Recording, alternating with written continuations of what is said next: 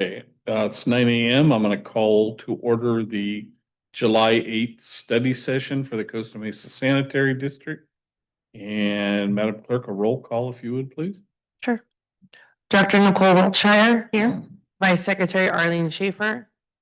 Secretary Arthur Perry. Here. Vice President Robert Uten. President Michael Schaefer. Here, thank you. And the absences are acceptable absences in both cases. Okay. Public comments, anyone from the public wishing to speak on items within our subject matter not on the agenda? Seeing no one, we'll go to items of study. David, you're first up.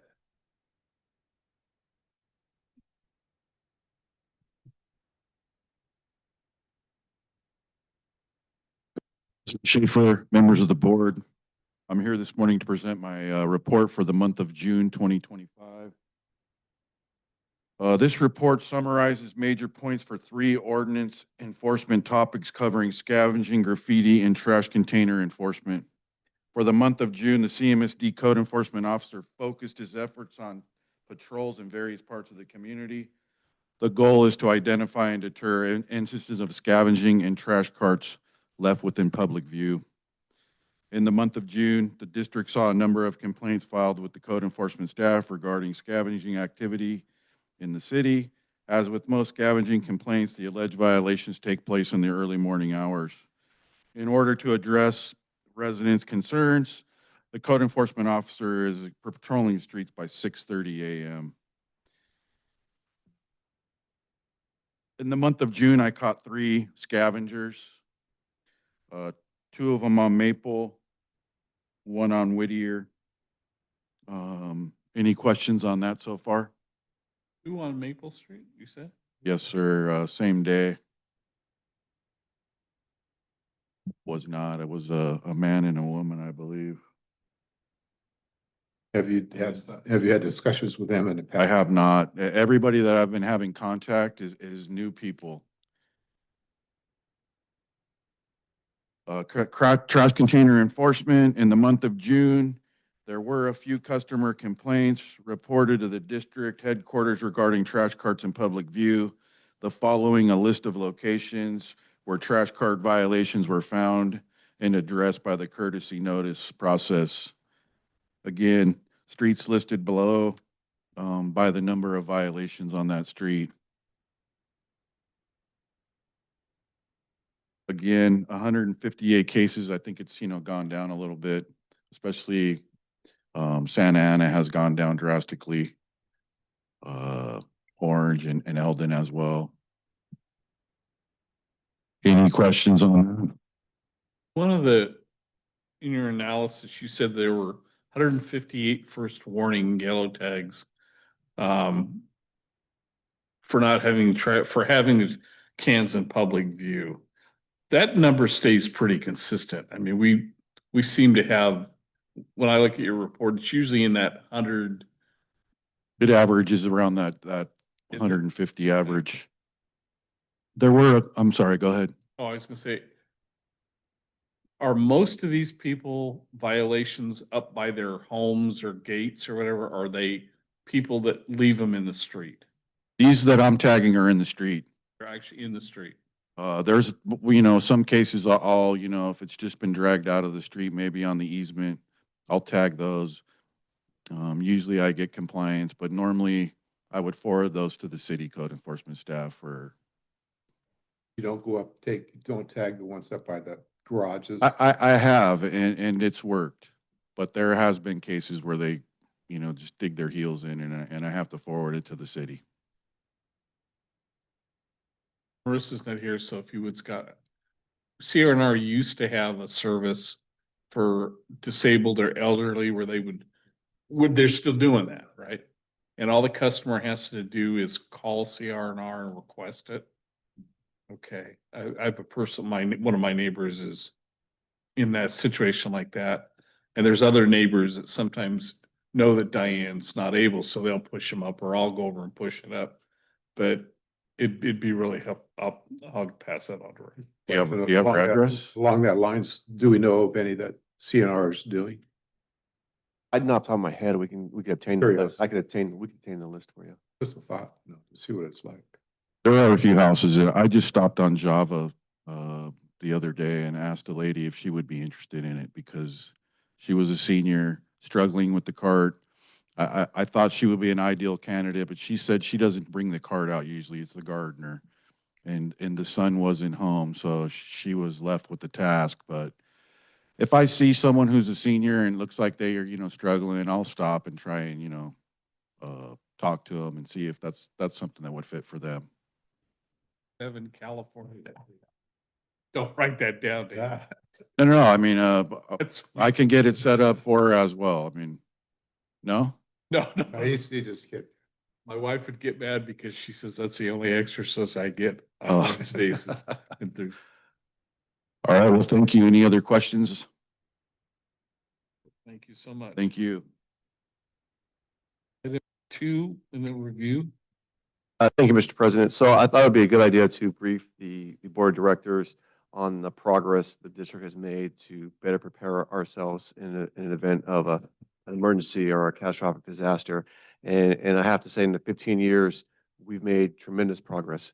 When I first got here as a general manager, we really didn't have anything as far as emergency preparedness. The only thing we really had was the pump station emergency preparedness that Rob Hamers, our former district engineer, prepared that identifies how many pumper trucks will be required if those pump stations went down. And that was pretty much all we had.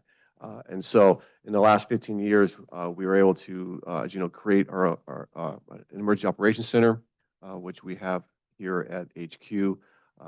In that operations center, we have all types of forms of communications now. We can communicate with other agencies on the landline. We also have our 800 megahertz radio. That was phenomenal. That took us some time to get that because what's the great thing about the 800 radio is that we can communicate any agency in Orange County on that radio, which is great. We also have a radio. So our field staff has the handheld radios. We also have a radio at the EOC and at the yard as well. So we can also communicate with our staff in case cell phones break down. We also have the web EOC, which is a cloud-based system managed by the Sheriff's Department, and that allows us to communicate via the web on any kind of resources required, gives the county and REROC updates on damages. We can also see what's occurring throughout the county as well, what resources are needed, so that's very helpful. We also have it's a communication method called the Federal Government Emergency Telecommunication Systems and Wireless Priority Services, or GETS, WPS. And basically, it's a card that we all carry in our wallets. And if cell phone services or landline services went down, there's a number we call on that card, and that gives us priority calls, so we can reach out to each other. So that's something we have as well to enhance our communications. We now follow the California Standardized Emergency Management System, SIMS. Prior to my arrival, the district did not follow SIMS, and that's very important because in order for us to be eligible for state relief, we have to follow SIMS. So now we do follow SIMS. We have that in our emergency operations manual. We also follow the Federal National Incident Management System, which was very similar to SIMS. It was adopted right after 9/11, and it was basically almost piggybacking on the SIMS. And you have to follow NIMS in order to get federal assistance. So we do follow both SIMS and NIMS, and we train on both those systems on a regular basis, as indicated in your staff report. We do annual tabletop exercises where we get everyone in the EOC to learn about the different responsibilities in the EOC, also how to communicate how to communicate to access resources. And so that's always very beneficial to us when we continue practicing on tabletop exercises. We participate in the Great California Shakeout, which is a statewide earthquake preparedness drill where employees practice the drop, cover, and hold technique. And then annually, we practice our bypass pump training, where staff will pick a pump station throughout the community, and they just practice setting up the bypass pump and see how fast we can set it up. Because when it comes to bypass pump, speed is everything. You know, we have to get the trailer and the pumps out there as fast as we can, get it connected. So we practice on bypass pump training on a regular basis. As far as external trainings, we do confined space entries, and lately we've been partnering with the Costa Mesa Fire Department, which they appreciate because they're always looking for areas where they can train as well, and we learn from each other. The last training we did with the Costa Mesa Fire Department, we saw that the kind of equipment that they were using would be more beneficial to us, and so now not every step, but I think most of the staff at HQ have an assigned confined space entry equipment. So they have a duffel bag that's with their name on it. And that duffel bag has their own harness, has their own hard hat, has all their equipment. So when they're required to go into confined space entry, they could just grab their duffel bag, put on their harness, and go as fast as they can. Because in the past, we just had one harness and it was shared by everyone. And what would happen is that when someone puts that on, it doesn't fit right. So they gotta make sure it fits properly, and that takes time. And so now we have everything in the bag. So if we have an emergency and they have to go in confined space entry, they can move immediately with that. So that was some. You're saying everyone has one? Not everyone, because not everyone wants to do confined space entry. So those who want to do it will get a bag. It does take some special training, and you know, if you're claustrophobic, you're not going to want to do How confined many space would entry. how many would you estimate we have? We have 3 right now that have right at this point. So we have that. We also do specialized training with the California Specialized Training Institute. That's a state agency that offers emergency management training. They offer a lot of training at the county's EOC in East Orange. Staff just recently attended the finance section on the EOC, as well as logistics, and I just attended the management section. We also do regular radio checks with 800 megahertz radio. In fact, I think we just had one today. And we do also coordinate with state and federal training, as well with REROC coordination meetings, which they have regular meetings with all the 36 member agencies.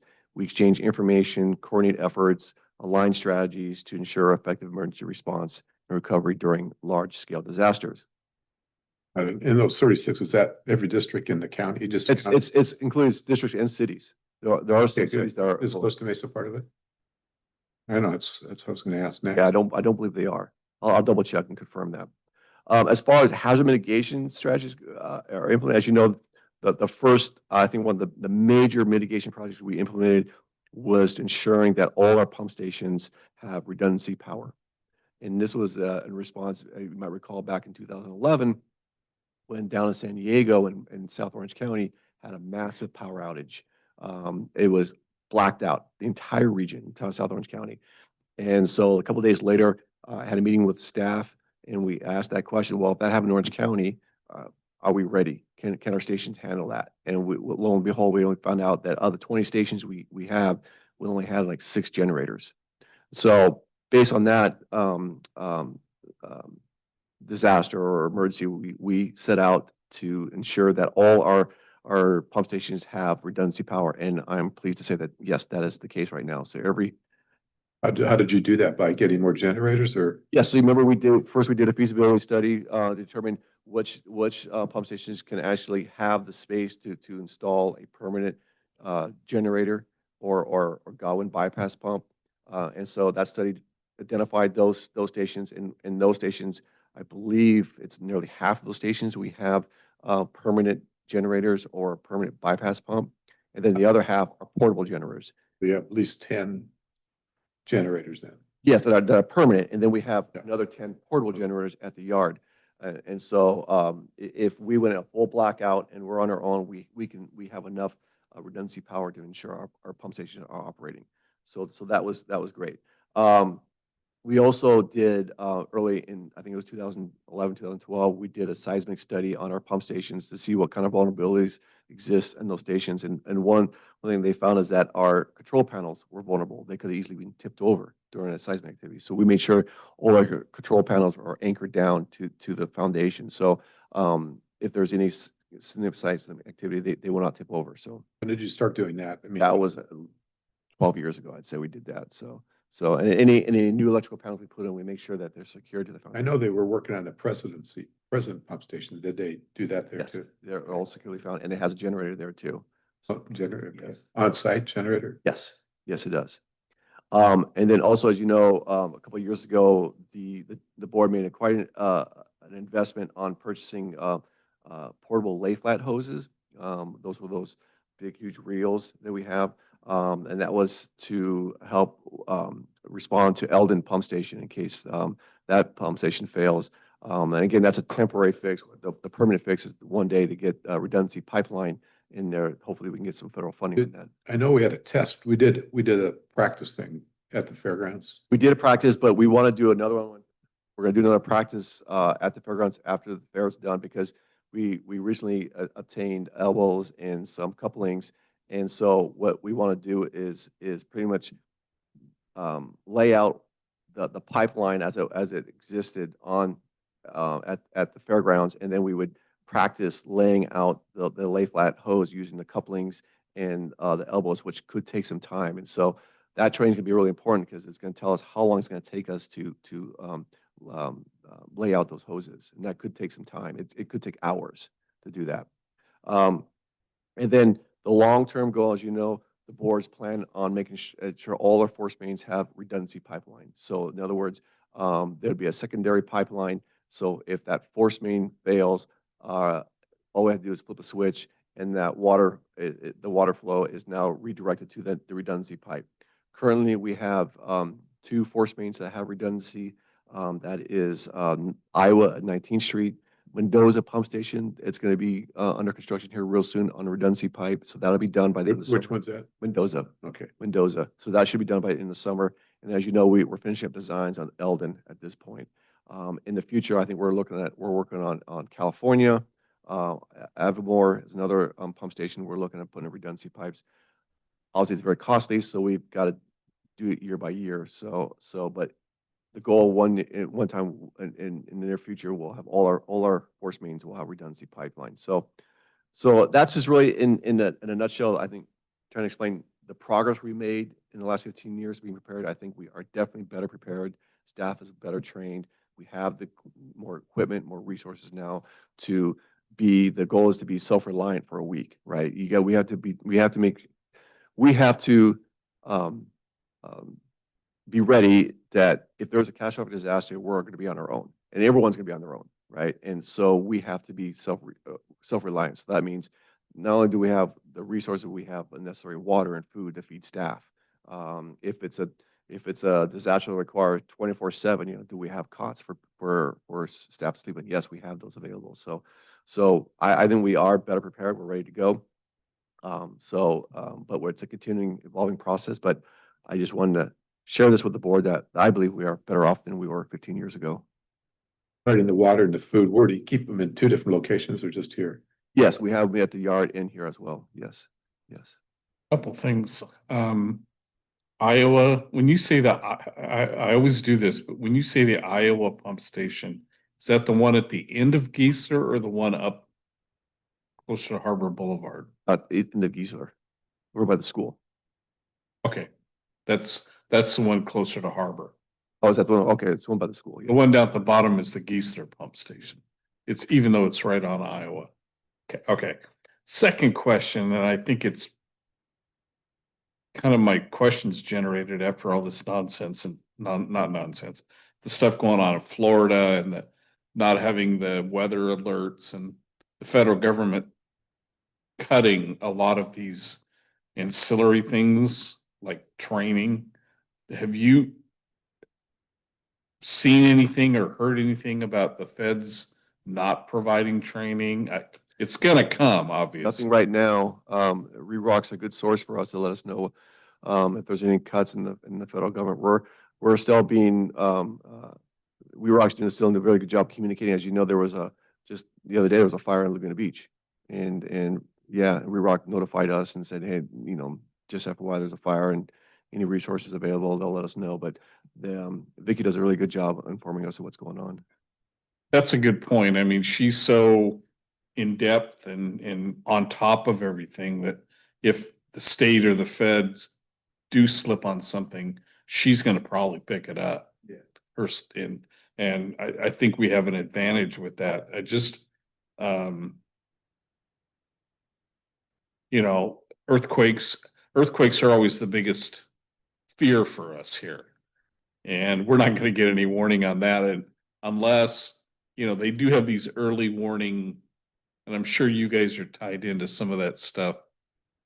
The online notifications and, okay. Yeah, and as you know, the Edison will start shutting off power if they believe there's a fire hazard. And so they're well aware, at least they should be aware, we give them, we send them information that our pump stations are emergencies, they need.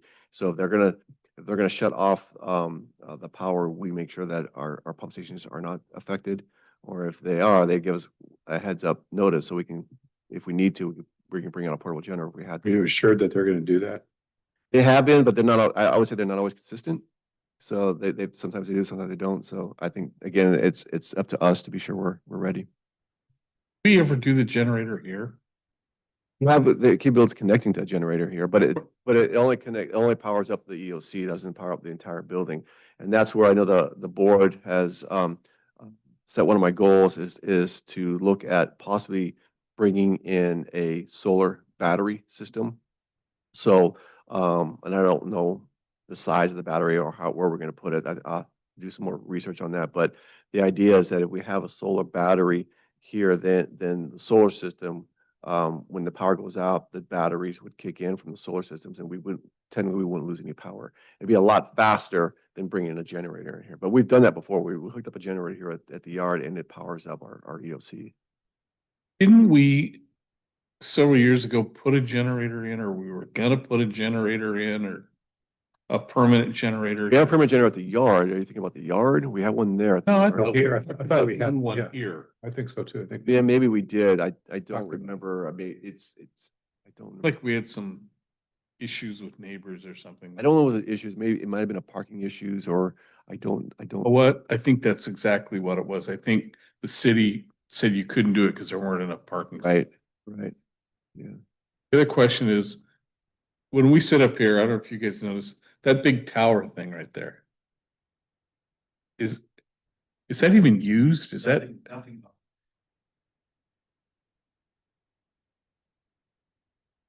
It's Comcast. I'm just thinking, I don't know how stable it is in the ground, but that thing falling would really do some damage on our building.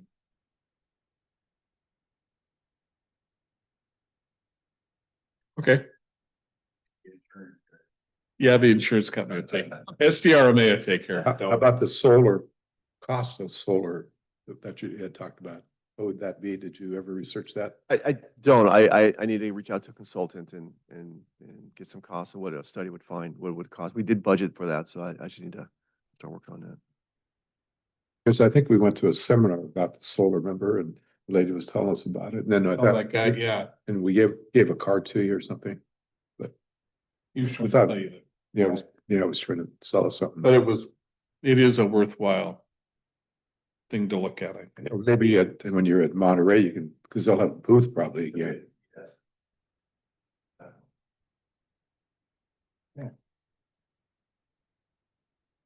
All right. Oral communications and director comments. Anybody have anything to? I thought this was pretty informative today for me, just going over everything.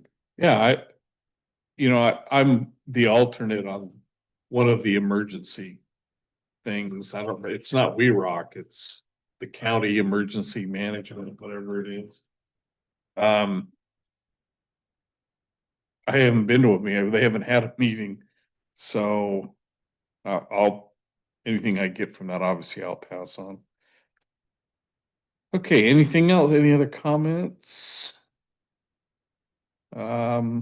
Had something, I don't remember what it was, but must not have been important. Staff, anything else from anybody? Okay. Probably the shortest study session we've had in a little while. Do we know when Director Uten is back? Will he be back for the next study session? Yes, I think next session. It's on for 5 weeks, so it should be close. But we're in the second week usually, so it should be back. And Director Schaefer, hopefully we'll have an update later this week. Okay, if there's nothing else, then I will adjourn us to the Board of Directors meeting on June whatever, 28th, 28th. I think. Sounds good to me. All right, we're adjourned.